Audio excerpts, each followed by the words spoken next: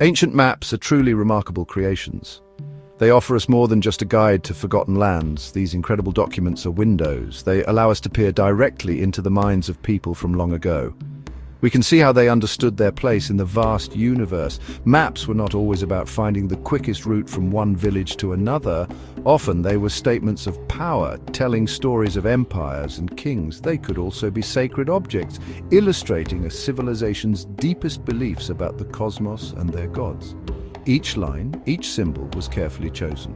The earliest map makers were not simply drawing coastlines or mountains. They were embedding their culture directly onto the parchment or clay. Imagine an ancient artisan carefully etching symbols that represented not just a physical place, but also its meaning. A river might be a life-giving deity. A mountain could be the home of powerful spirits. These maps communicated complex ideas. They showed what was important to a particular society. They revealed their fears, their hopes, and their understanding of the world, both seen and unseen. This makes them invaluable tools for historians and archaeologists today. Consider the way different cultures depicted the unknown. Sometimes the edges of their maps would fade into mystery. Other times, these unknown regions were filled with fantastic beasts or mythical lands. This tells us a great deal about their worldview. It shows the limits of their geographical knowledge, of course, but it also highlights their imagination and their attempts to make sense of a world that was, for them, still largely unexplored and full of wonder. These representations were a way of taming the unknown, of giving it a place within their own conceptual framework, however fantastical. Therefore, when we look at an ancient map, we are embarking on a journey. It is a journey not just across ancient landscapes, but into the very heart of a civilization's identity. These maps are historical records, certainly, but they are also works of art, philosophical statements, and political tools. They helped ancient peoples to define themselves, their territories, and their relationship with the wider world. They shaped how communities saw themselves and how they interacted with their neighbors, near and far. The power of these early charts was immense in shaping human perception. One of the most fascinating early examples of map-making comes from ancient Mesopotamia. The Babylonian map of the world, etched onto a clay tablet around 600 BCE, is a truly extraordinary artifact. It does not show the entire globe as we know it, of course. Instead, it places Babylon, their magnificent capital city, directly at the center of a disc-shaped world. This deliberate positioning is incredibly revealing. It clearly demonstrates a worldview where Babylon was considered the navel of the universe, the most important place in existence. This tells us about their pride and their sense of cosmic importance. Surrounding Babylon, the map depicts other known cities and regions, each marked with a circle. The great Euphrates River is shown flowing from the mountains in the north down past Babylon and into a southern marsh. Beyond this familiar terrestrial realm, the map shows a circular, bitter river, the cosmic ocean. This ocean was believed to encircle the entire inhabited world. It was a boundary between the known and the unknown, the mundane and the mythical. Such a depiction highlights the Babylonians' understanding of their geographical limits and their cosmological beliefs about what lay beyond. Beyond this encircling ocean, the Babylonian map features several triangular regions. These areas were labeled as Nagu, which likely represented mysterious, distant lands or mythical islands. These were places beyond the reach of ordinary mortals, perhaps inhabited by legendary heroes or strange creatures. Their inclusion speaks volumes about the blend of geography and mythology in early cartography. The map makers were not just charting physical space, they were also mapping their understanding of the cosmos, including those realms that existed only in stories and legends, making sense of a larger, more enigmatic reality.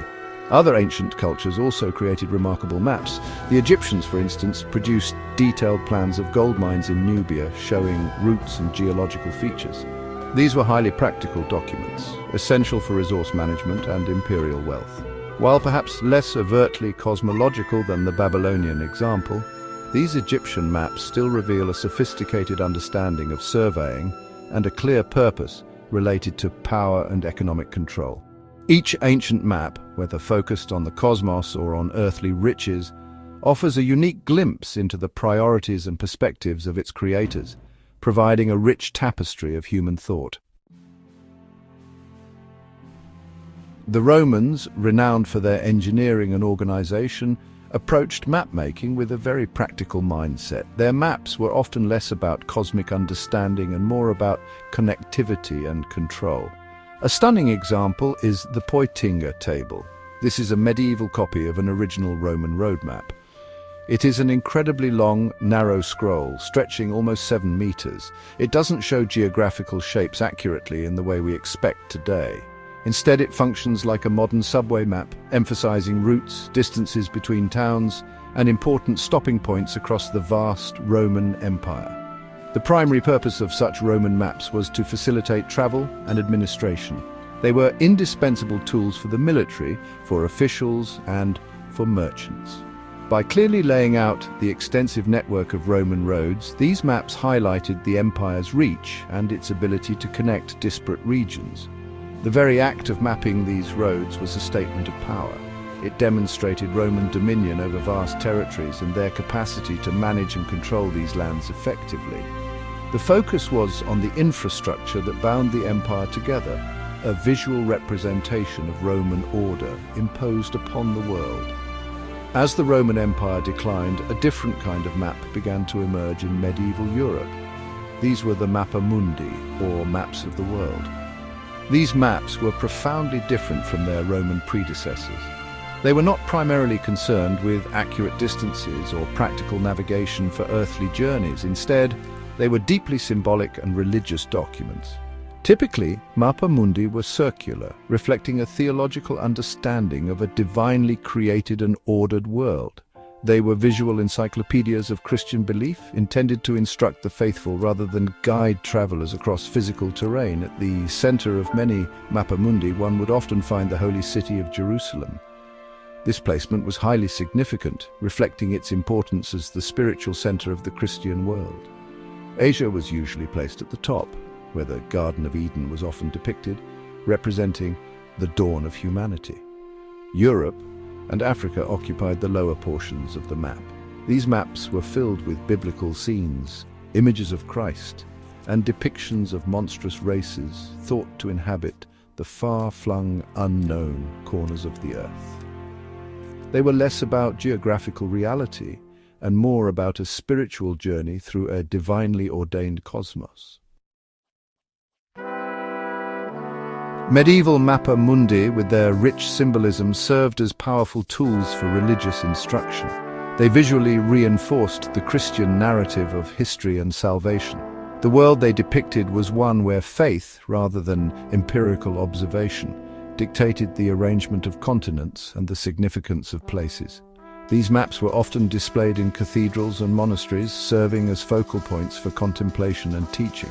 The geographical inaccuracies were secondary to their spiritual message.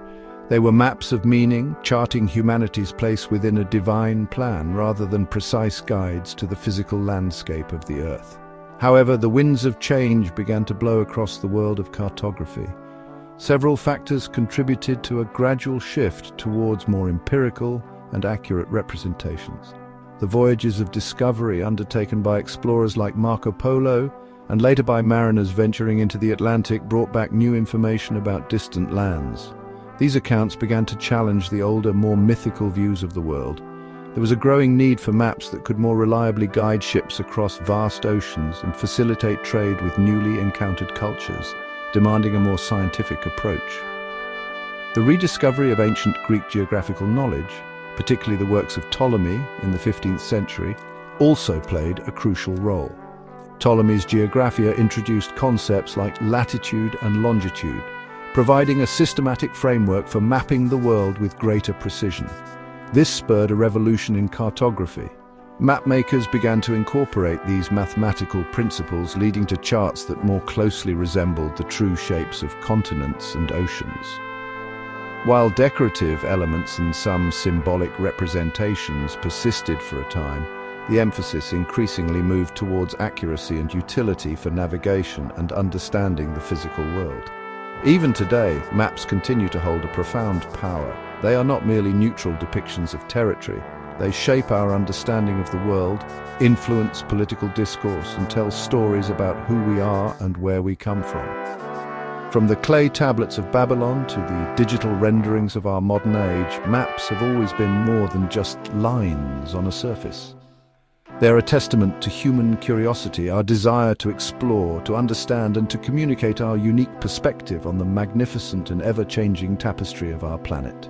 They remain vital tools for navigating not just space, but also knowledge itself.